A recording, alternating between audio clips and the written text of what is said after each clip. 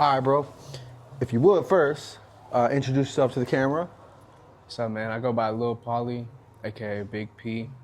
I make music, make a lot of merchandise. We Yeah. actually make music up here in the studio here at Yom. Hell yeah. So What kind of music? it's a little bit of West Coast mixed with Texas. Yeah. I'm from the Bay Area, so it's a Sure. lot of Bay Area beats. But then, like, I kind of grew up here more, so it's a lot of trap on top of it. So Yeah. it's like a cool mixture, you know. But we're transitioning, trying new things. I got a little bit of everything on my computer, you know. Dope. Yeah. Hell yeah. And then tell me about the merch. Tell me about So the merch, design and stuff. Yeah, I actually started that in 2025. It was kind of like just prototype stuff at first. My main goal with the merch is to eventually be in a street formal attire. So kind of like t-shirts with slacks and loafers, or maybe even jeans with polos, things like that. But right now it's mostly streetwear. So it's like just nice quality tees. I just made some sweats that are not out yet. They'll be out next month, but I got them in the rack out here. Gray sweats, black sweats. I'm really big into just the black and white. Being from the Bay, we're Raider fans, die hard, so kind of keep it simple, you know what I mean? What so what brought you into fashion, and how did that correlate with music? So it really started from this place, honestly. I think that I've always dressed nice just growing up, even being in Fat Farm and K-Swiss as a kid. Yeah, good like, taste. You know, it was just always, and I thank my parents for that, you know, always putting me in something. But my homie that actually started this place, Yom, we were actually across the hall at first, but then we came over here and then changed into Yom. He's a designer, and he used to design clothes up in the room upstairs, so he was always putting me on to what was popping. He kind of was off the wall with his designs, so it was always like inspirational, you know. And I've always wanted a piece or whatever he was working on. I was like, let me get that, you know. Yeah. It's like just gotta wait on it a little bit. But I think it really came from that, just who I surround myself with. You know, if you come to any of these Yom events, it's creatives everywhere. Like, you pull up and you might meet an artist or a painter or a designer. Like, you never know, you know what I mean? And I think that's why it's so like good to be here, is because how diverse the people are. Yeah, it's like a gumbo or like a crock pot. It's all these different flavors cooking together, and you know, maybe one person is musically inclined and another person is sewing and stitching things together, and another person has that eye or is a visionary and can see 10 steps ahead. Exactly. But you know, everybody gets in that pot and it creates the flavor that is this spot, which is really dope. Right. So tell me a little more about the music. You were saying that you kind of maneuver between Texas and here, or between the Bay and here. Right, yeah.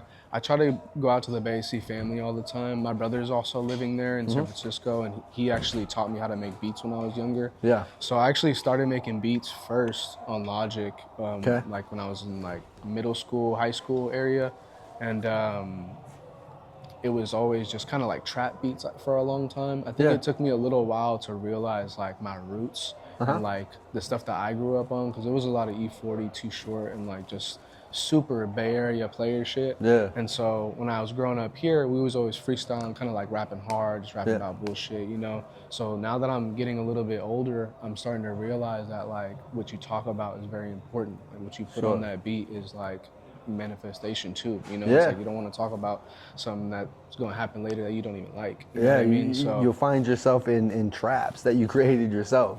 And I think that musicians, like, that's very important. Like what you're putting on the track, like it really will happen. It's happened to me, especially with old songs, and then like I'll say something and maybe like a whole idea and it'll happen years later. You know what I mean? Yeah, no, it's subconscious. Like you subconsciously put the stuff out there in the world, and gradually it takes over and becomes part of your experience. A little bit about me, you know, in the early 2000s, I was a fan of hip hop, and I started making music, and I was learning that I wanted to travel, and I was also like processing my childhood. I went through some hard stuff, and what I didn't realize, a lot of what I was saying was going to affect people that I was close to later in life, unknowingly. Right. And so that thing that you're talking about, I watched it in real time. I mean, we had fun too. Like I traveled all over the world, played shows in London and Paris and the Bay and everywhere in between. But some of the downside to that was I wasn't as informed. Information didn't move as quickly as as it does now. And so you live through experiences. And so I had to experience my words becoming real and watching the people around me go through those things, and myself included. And yeah, I mean, it's probably some of why I kind of stepped in a new direction away from music to a certain extent, because I was like, yo, it's too much power for me at that time. You know what I mean? Right. Yeah, to go back on like your question about the music too, kind of what's going on. I haven't even dropped a song in a very long time. I think it's been almost a year and a half. But I have been making a lot of like ideas. I'm going through a lot of transitions in life as well, with like my 9 to 5 and the merch. I'm like been focused on merch a lot. But I do have some singles coming out pretty soon, hopefully by next month. I just got in the studio last week to kind of reset myself, you know, but now that I think the merch is going, you know, this place is going, it's like everything's starting to come together now. You know, I'm kind of really ready to buckle down and start tackling multiple things at once. Dope, yeah. Well, you know, off camera, we'll chat a little more. I'll get your info, and when you're ready to start maneuvering, I can definitely plug you into different things. Hell yeah. Just because, you know, I'm still, once you've done that, you know, your friends are still the friends that own the venues or that do the graphic design for the venue. And, and you know, during my time, like we were able to, like I said, build a network where we're playing like 100 to 300 person rooms, first in Colorado, then in the Southwest, including Austin, then the West Coast, and then by the end of it, man, we were doing shows in Europe, we were playing shows in the UK, just all on our own merit, you know? Kind of guerrilla style. So no, I'd appreciate that, because even with the merch, music, I'm a one-man team. Like I do have a lot of supportive friends and things like that, but you know, it's really like I'm the one. My first 3 Europe tours, I booked them around the train routes.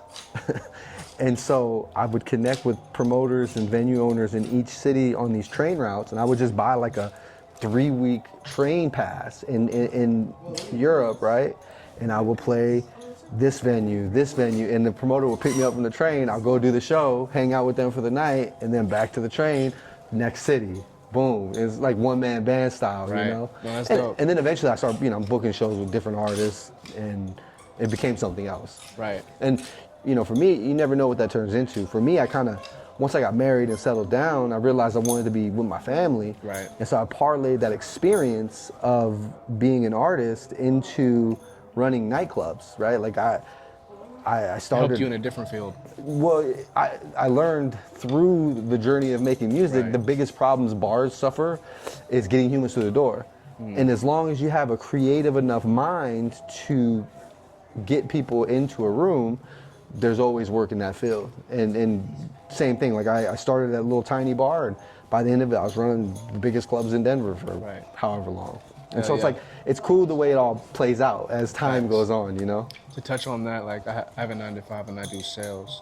But I also worked at a restaurant for a couple of years, so I was doing sales in person. I had never done it in person, so I feel like the office job helped me with the restaurant and vice versa. Once I was able to talk to people and rebuttal people in person and sell in person, then it helped me on the phones. So like it kind of goes hand in hand, you know, but they're completely different, you know? Yeah, absolutely. That's cool. So tell me more about the things that you've been dropping. So like where can people get it? What's the idea behind it? Yeah, so the clothing, right now I do not have a website up at the moment. It is kind of in this middle state of merch and becoming a brand. I kind of need to like finalize everything with the name and everything. But everything is through DM right now, or like personal. We also have a lot of my stuff in here. We have my hats and shirts right here. So you can always come to Yom. We're open all the time. We're actually open late now. So you can come here, hit my DM. You know, I have